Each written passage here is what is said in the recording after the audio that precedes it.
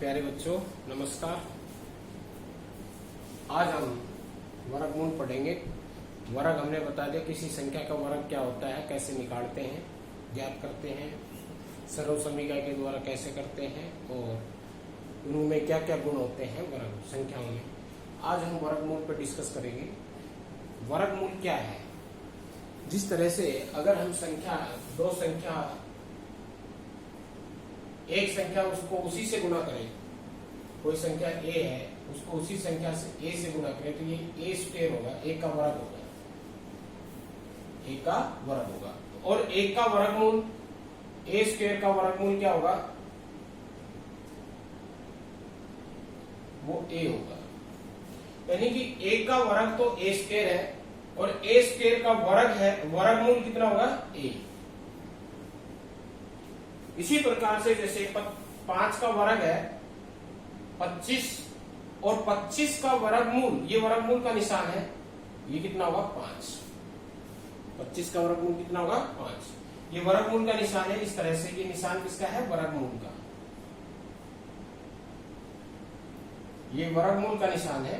किसी भी संख्या के ऊपर अगर ये निशान लगा आता है तो इसका अर्थ है उसका वर्गमूल, उस संख्या का वर्गमूल। इसका अर्थ होता है पावर 1/2। जैसे a का वर्गमूल बराबर होगा a की पावर 1/2। वर्ग का मतलब होता है पावर 2 और वर्गमूल का मतलब होता है पावर 1/2। तो जैसे कि अगर हमने कहा 5 का वर्ग 25 है, 5 का वर्ग कितना है? 25। तो 25 का वर्गमूल ले हम 25 का वर्गमूल, तो 25 को हम 5 का वर्ग लिख सकते हैं और उसका वर्गमूल, और इसका मतलब होता है पावर 1/2। तो 5 की पावर 2 और उसकी पावर 1/2। और हमने ये पढ़ा है कि इस तरह से अगर पावर है तो गुणा हो जाती है। तो 5 की पावर 2 गुणा में 1/2, 2 से 2 कैंसिल होगा तो ये आगा 5। इस तरह से 5 का वर्ग तो होगा 25 और 25 का वर्गमूल कितना होगा? 5। तो ये है वर्गमूल। तो जिस तरह से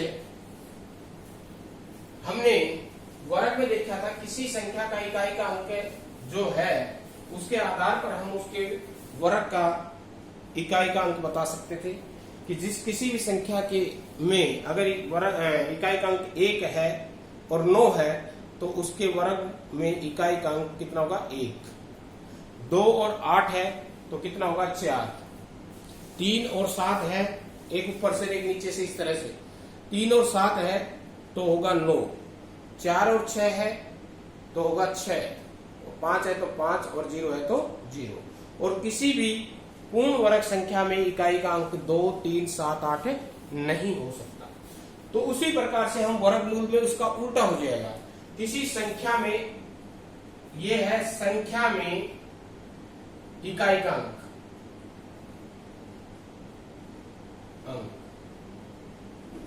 वर्ग संख्या में इकाई का अंक और वर्गमूल में इकाई का अंक, वर्गमूल में इकाई का अंक। तो जिस तरह से हमने पहले कहा था कि संख्या में इकाई का अंक 1 और 9 है तो उसके वर्ग में इकाई का अंक कितना आएगा? 1। तो वर्ग संख्या में इकाई का अगर 1 है तो वर्गमूल में इकाई का अंक क्या आएगा? 1 या 9, या तो 1 होगा या कितना होगा? 9 होगा। 4 है, 2 और 3 हो नहीं सकते वर्ग संख्या में। पूर्ण वर्ग संख्या में इकाई का अंक 2 और 3 हो नहीं सकता, तो 2 और 3 को छोड़ देते हैं। 4 है तो हमने 2 या 8, 2 या 8। 5 है तो 5। 6 है तो कौन सा आया था? 4 और 4 या 6, 4 या 6। 7 और 8 फिर नहीं हो सकता। 9 है तो 3 या 7, 3 या 7। और 0 है, 0 भी डबल होगी, डबल 0 है तो 1, 0, डबल 0 है तो 1, क्योंकि 1 0 नहीं हो सकती, क्योंकि पूर्ण वर्ग संख्या में हमने बताया था कि शून्य, क्योंकि संख्या है वो विषम नहीं हो सकती, सम होगी। तो इस तरह से हम किसी भी वर्ग संख्या में इकाई का अंक देख करके हम उसके वर्गमूल का इकाई का अंक बता सकते हैं। दूसरा हमने वर्ग में पढ़ा था कि सम संख्या का वर्ग सम होता है, विषम संख्या का वर्ग विषम होता है। तो उसी तरह से हम ये कह सकते हैं कि वर्ग संख्या अगर सम है तो वर्गमूल सम होगा, वर्ग संख्या अगर विषम है तो वर्गमूल विषम होगा। सम का सम और विषम का विषम। उसके बाद आता है कि किसी वर्ग संख्या में अगर अंकों की संख्या दे रखी हो तो उसके वर्गमूल में अंकों की संख्या कितनी होगी। जैसे कि कोई वर्ग संख्या है 625, इसका अगर हम वर्गमूल निकाले तो इसके वर्गमूल में कितने अंक होंगे, कितने अंक होंगे। तो हम पीछे से जोड़े बनाते हैं, एक जोड़ा बन गया और ये दूसरा, तो 2 अंक होंगे। इसमें 3 अंक है, वर्ग संख्या में 3 है तो वर्गमूल में कितने होंगे 2। जितने जोड़े बनेंगे, अगर मान लो 1024 है तो भी इसमें 2 ही अंक होंगे क्योंकि 2 जोड़े बन रहे हैं। कितने जोड़े बन रहे हैं, 2 जोड़े बन। तो जितने जोड़े बनेंगे उतने उसके वर्गमूल में अंकों की संख्या होगी। इसी अगर वर्ग संख्या में जितने अंक हैं उनके हम जोड़े बनाएंगे तो जितने जोड़े बनेंगे वर्गमूल में उतने ही अंक होंगे। जैसे इसमें एक जोड़ा पूरा है, एक आधा है जो बच रहा है, अधूरा बच गया, उसका भी 1 अंक होगा। 2 पूरे बन रहे हैं, कोई बात नहीं, वो अच्छा है। अगर एक अधूरा रह रहा है तो उसका भी 1 अंक बनेगा। तो इस तरह से 3 के भी 2 है और 4 के भी 2 है। फिर 5 अंक हो गए तो 3 अंक हो जाएंगे, 6 अंक के भी 3 हो जाएंगे, 7 के फिर 4 हो जाएंगे, 8 के भी 4 होंगे। इस तरह से जितने जोड़े बनेंगे उतने ही उस संख्या के वर्गमूल में अंक होंगे। तो ये था छोटी छोटी बातें इसमें वर्गमूल में। अब आते हैं हम किसी संख्या का वर्गमूल ज्ञात करें। कैसे ज्ञात करते हैं? वर्गमूल ज्ञात करने के दो तीन तरीके हैं। एक तो है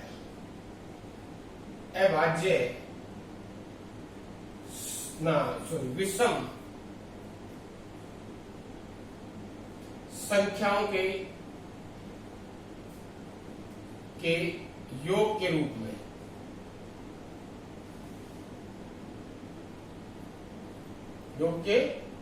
में, लिख करके ज्ञात कर सकते हैं। दूसरा है गुणनखंड विधि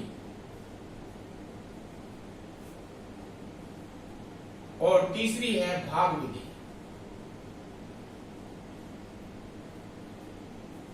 गुणनखंड विधि, भाग विधि, ये 3 विधि है जिससे हम किसी भी संख्या का वर्गमूल ज्ञात कर सकते हैं। इसमें पहली वाली है, इसमें लिमिटेशन है। क्या लिमिटेशन है? इसमें हम बहुत बड़ी संख्या का वर्गमूल ज्ञात नहीं कर सकते, क्योंकि बहुत बड़ी ज्ञात तो कर सकते हैं लेकिन वो इतनी लंबी हो जाएगी, इतनी लेंथी हो जाएगा कि हम कहीं ना कहीं गलती कर बैठेंगे और सवाल जो है हम जो निकालना चाह रहे हैं वो नहीं निकलेगा। एक कहीं भी गलती होगी तो नहीं निकलेगा। तो इसकी कुछ लिमिटेशन है। जैसे इस छोटी संख्याओं का वर्गमूल हम इससे ज्ञात कर सकते हैं। जैसे 64 का वर्गमूल हम ज्ञात कर सकते हैं विषम संख्याओं के योग के रूप में या विषम संख्या घटाकर। तो 64 का वर्गमूल हम ज्ञात करें तो सबसे पहला स्टेप, पहला में क्या है, इसमें से 1 घटाएंगे, 63 आ गए। दूसरे स्टेप में क्या है, ये यहाँ आ जाएगा 63 और इससे अगली जो विषम संख्या है 3 वो घटेगी, 60 आ गया। फिर ये इधर आ जाएगा और इससे अगली विषम संख्या घट जाएगी, इसमें 55 आ गया। ठीक है ना? तो इस तरह से चलते जाएंगे तो 55, इससे अगली 7, तो कितने होंगे? 55 में से 7 गए तो 48, 48 में से फिर 9 घटाएंगे तो कितने बचे?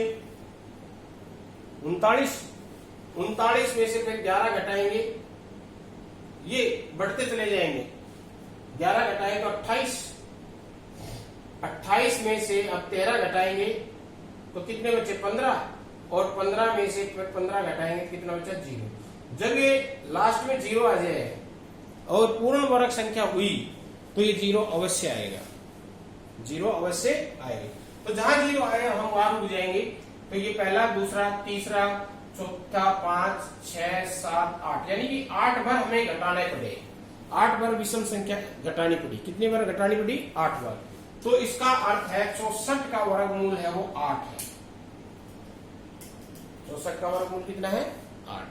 8 बार हमने घटाना पड़ा। इसी तरह से अगर मान लो 121 है, तो 121 में पहले 1 घटाया तो 120 हो गया। 120 में से फिर 3 घटाएंगे तो 117 हो गए। तीसरे पे 117 में से फिर 5 घटाएंगे, 112 हो गए। चौथे में 112 में से फिर 7 घटाएंगे तो 105 हो गए। पांचवे में 105 में से फिर 9 घटाएंगे तो 96 हो गए। छठा, 96 में से 11 घटाएंगे 85।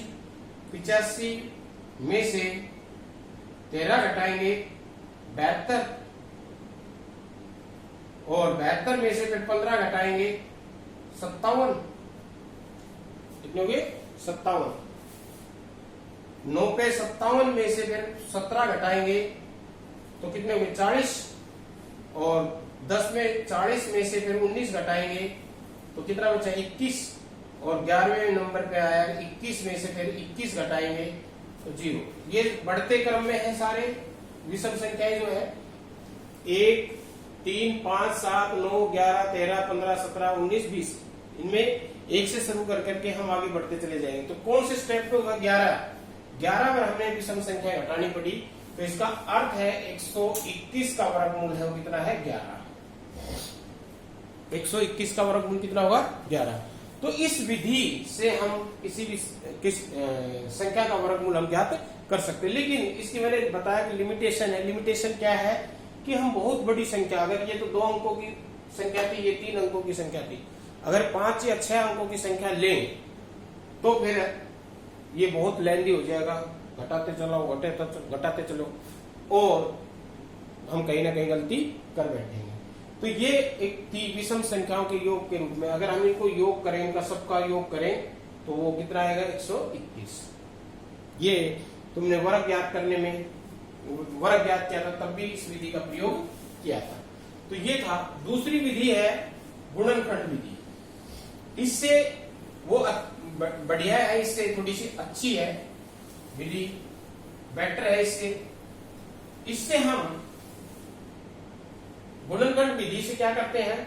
जो पूर्ण वर्ग संख्या दे रखी है, जो संख्या दे रखी है जिसका हमने वर्गमूल ज्ञात करना है, उसके हम गुणनखंड करते चले जाते हैं। जैसे कि 1024 का हमने बड़ी ली है, उससे थोड़ी बड़ी संख्या ली है 1024।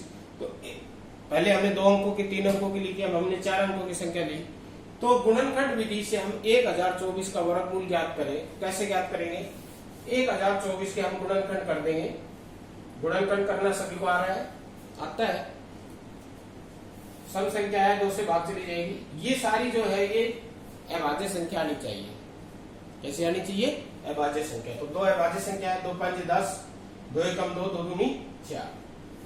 फिर सम संख्या आ रही है, 2 से चली जाएगी, 2 दूनी 4, 2 5 10, 2 6 12, फिर 2 पे चली जाएगी, 2 एकम 2, 2 दूनी 4, 2 8 16, फिर 2 पे गई, 2 6 12, 2 चौक 8, फिर 2 पे, 2 3 6, 2 दूनी 4, फिर 2 पे, 2 एकम 2, 2 6 12, फिर 2 पे 8, फिर 2 पे 4, फिर 2 पे और 2, लास्ट में अभाज्य संख्या भी छोड़ देंगे। तो इस प्रकार से हम 1024 को लिख सकते हैं 1 2 3 4 5 6 7 8 9 10 10 2 के गुणनफल के रूप में 3 4 5 6 7 8 9 और ये 10, यानी कि 10 बार हमने 2 को गुणा कर दिया है। और 10 बार 2 को गुणा करेंगे तो 1024 आएगा। कितना है? 1024। अब हमने इसका वर्गमूल निकाला, ये तो इसके बराबर होगा। 1024 का हमने वर्गमूल निकालना है तो ये किसके बराबर होगा? जो ये गुणनफल आया है इसमें हम 2 2 के जोड़े बना देंगे। और अगर 2 2 के जोड़े बन रहे हैं तो पूर्ण वर्ग संख्या है। अगर 2 का जोड़ा नहीं बन रहा, कहीं अधूरा रह गया तो पूर्ण वर्ग संख्या नहीं है। फिर 2 2 के जोड़े बना दिए, उस जोड़े में से एक उतार लेंगे। इसी जोड़े में से 2 एक उतार लिया, इसमें से एक उतार लिया, इसमें से एक उतार लिया और इसमें से एक उतार लिया, 1 2, यानी कि 10 थे तो हमारे पास 5 2 आ गए और उनको गुणा कर देंगे तो उनका गुणनफल कितना है, 2 दूनी 4, 4 दूनी 8, 8 दूनी 16, 16 दूनी 32। तो 1024 का वर्गमूल जो है कितना है, 32। तो इस प्रकार से हम संख्या का वर्गमूल ज्ञात कर सकते हैं गुणनखंड विधि के द्वारा। गुणनखंड विधि के द्वारा गुणनखंड विधि की भी एक सीमा है, क्योंकि अगर ये बहुत बड़ी संख्या है, 4 अंकों की है, अगर ये 10-12 अंकों की संख्या हो, 10-12 अंकों की संख्या हो तो फिर गुणनखंड करने में दिक्कत आएगी, गुणनखंड करने में दिक्कत आएगी। और फिर कई बार ऐसा है कि ऐसी संख्या आ जाती है, जो बहुत बड़ी संख्या से भाग जाती पहली बार 200-300, तो हम उसको भाग करते जाए, भाग करके देखते जाएंगे तो बहुत लंबा समय लगेगा, बहुत ज्यादा समय लगेगा। इसलिए इसकी भी एक लिमिटेशन है कि बहुत बड़ी संख्या का वर्गमूल हम इस विधि से नहीं निकाल सकते। फिर उसके लिए हम कौन सी विधि का प्रयोग करेंगे, भाग विधि के द्वारा, भाग विधि। तो आज हमने सिर्फ ये 2 ही विधि पढ़ी है, विषम संख्याओं के योग के रूप में, या इसको हम कह सकते हैं बार बार विषम संख्या घटाकर,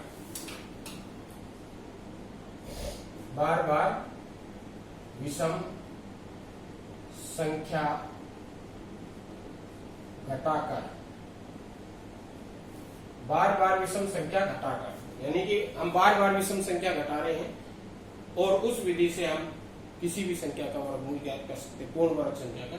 और गुणनखंड विधि से ये विधि है गुणनखंड। तो ये 2 विधि है, इन 2 विधियों से हमने आज पढ़ा है। अब इस विधि में एक और तरह के क्वेश्चन आते हैं। वो क्वेश्चन क्या है कि वह छोटी से छोटी संख्या बताइए जिसको गुणा करने पर प्राप्त संख्या पूर्ण वर्ग संख्या हो जाए, या वह छोटी से छोटी संख्या बताइए जिससे गुणा करने पर प्राप्त संख्या पूर्ण वर्ग संख्या बन जाए। तो यानी कि इसका अर्थ है कि उसने पहले पूर्ण वर्ग संख्या नहीं दी हुई है, पूर्ण वर्ग संख्या नहीं दी हुई है, पूर्ण संख्या हमने बनानी है। अगर वो कह रहा है गुणा करके तो गुणा करके, वो कह रहा है भाग करके तो भाग करके। जैसे कि अगर मैं कहूं 1250 एक संख्या है,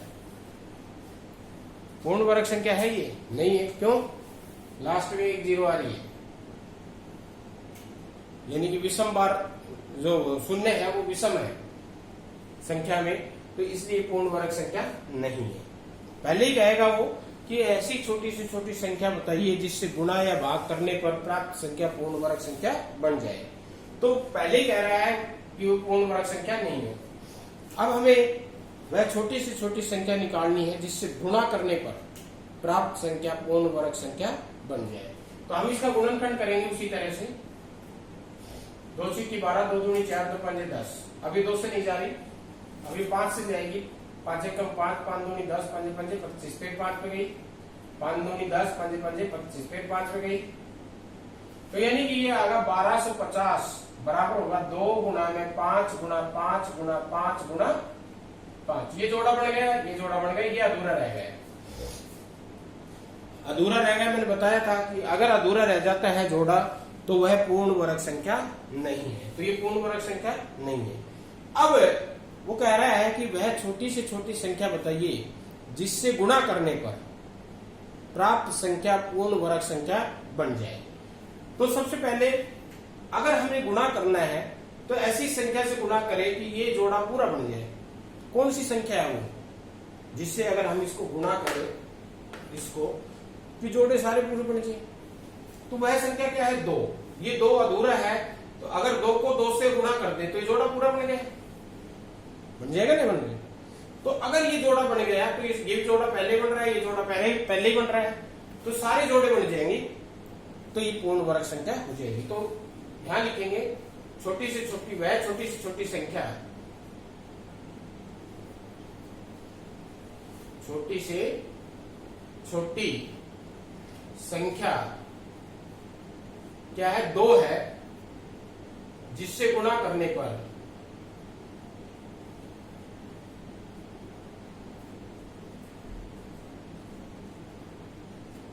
प्राप्त संख्या पूर्ण वर्ग होगी, पूर्ण वर्ग होगी। यानी कि निश्चित रूप से अगर हम इस 1250 को 2 से गुणा करते तो प्राप्त संख्या क्या होगी? 1250 को 2 से गुणा करते हैं तो कितना होगा? 2500। और ये 2500 पूर्ण वर्ग संख्या है। अब देखो पूर्ण वर्ग संख्या 2 जीरो आ गई और 25 का वर्ग किसका वर्ग है? 25, 5 का। तो अब अगर इसका वर्गमूल भी पूछ ले वो, अब प्राप्त संख्या का वर्गमूल ज्ञात कीजिए, तो प्राप्त संख्या का वर्गमूल है वो क्या होगा? देखो इसमें से एक जोड़ा में से एक आ गया 5, इस जोड़े में से एक 5 आ गया और ये जोड़ा पूरा हो गया। 2 से गुणा करने पर ये जोड़ा पूरा होगा तो इसमें से क्या आ जाएगा? 2।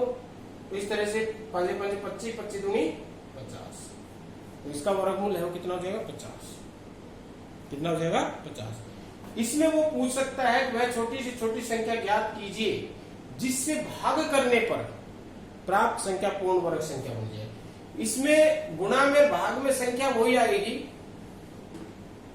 अब ये जोड़ इनको भाग करना है, ये इसका गुणनखंड ये आ गया, इसको भाग करना है कि जोड़े पूरे बन जाए। तो अधूरा ये है, तो इसी से भाग कर देंगे तो ये खत्म हो जाएगा, जोड़े फिर पूरे बच जाएंगे, जोड़े बच जाएंगे। तो वह छोटी से छोटी संख्या 2 है जिससे गुणा की जगह हम भाग करते हैं। भाग करने पर प्राप्त संख्या पूर्ण वर्ग संख्या होगी, लेकिन प्राप्त संख्या बदल जाएगी। प्राप्त संख्या क्या होगी? 1250 को इससे भाग करेंगे 2 से, और 2 से भाग के बाद कितना आगा? 625। कितना आगा? 625। और 625 का वर्गमूल निकालना है तो क्या हो गया? ऊपर चले जाओ, ये तो खत्म हो गया, ये तो भाग कर दिया तो ये खत्म हो गया, तो बच गया एक ये जोड़ा और एक ये जोड़ा। तो इस जोड़े से एक 5 आ गया और इस जोड़े से भी एक 5 आ गया, तो कितना बचा? कितना आ गया इसका? 25। तो 625 का वर्गमूल है कितना आ गया? 25। 625 का वर्ग है कितना? वर्गमूल कितना आ गया? 25। तो इस तरह से आज हमने 2 विधियां पढ़ी है, बार बार विषम संख्या घटाकर और गुणनखंड विधि। तो आज के लिए इतना ही, धन्यवाद।